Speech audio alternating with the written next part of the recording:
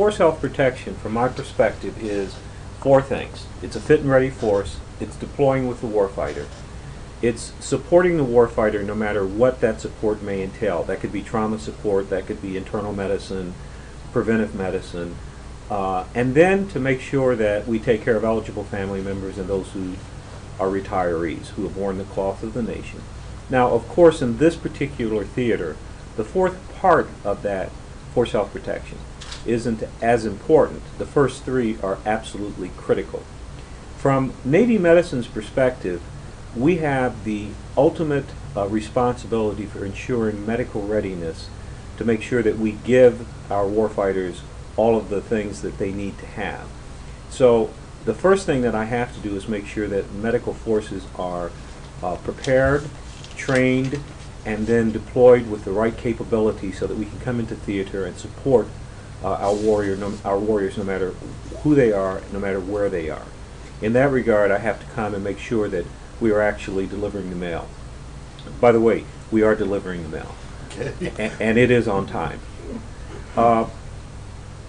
Along with that, and this is a subsidiary part but very important from my position as Surgeon General, I then have to look at how we are doing medical care worldwide.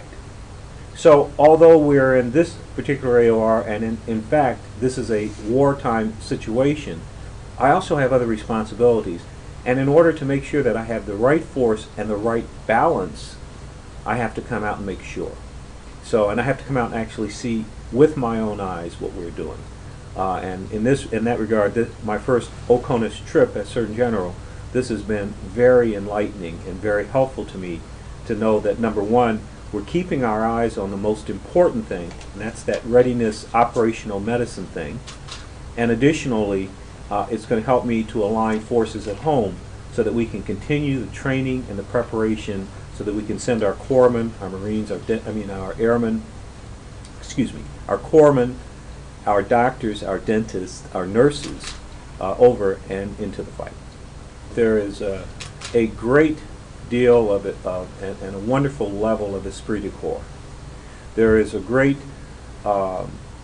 solidarity and amongst all the troops, I'm not talking medical, I'm talking everyone, that focuses people on the fight at hand and on making sure that they do a few things. And that is, number one, that they're here to do the mission, and they're here to execute a successful mission.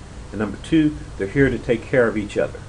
And I really enjoy that, and I like that, because they have to execute, but they have to also make sure that they care for one another as they go through the mission. This is absolutely critical, and this is something that I learned as the commander at National Naval Medical Center in terms of what our forces need, particularly forces in theater, to be successful, to execute their mission, and then to come back home and to make that transition back into a less stressful and a non-war environment.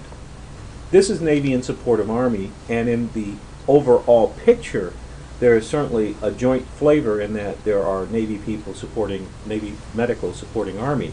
But if you go look at EMF Kuwait, instead of having an Army, an Air Force, and a Navy expeditionary medical facility, what you have is a Navy expeditionary medical facility in support of Army. It's a unique situation only in this regard, that the Army has other assets other places, and that the Navy's come in and is doing this Army mission. But there's nothing wrong with each service and each service medical supporting the other service. So the uniqueness here is only that in this particular situation you have total Navy support, Navy medical support of Army. In terms, though, of support of other services, this is exactly what we should do. We need to support other services, and we need to step into the breach, wherever that may be, and make sure that the other services get what they need in order to be successful in their missions. And that's what EMF Kuwait, and that's what Navy Medicine is doing here.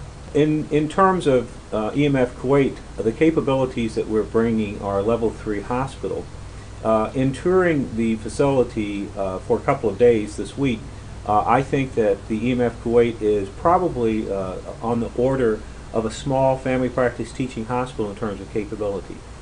Capability includes critical care, it includes mental health, behavioral health.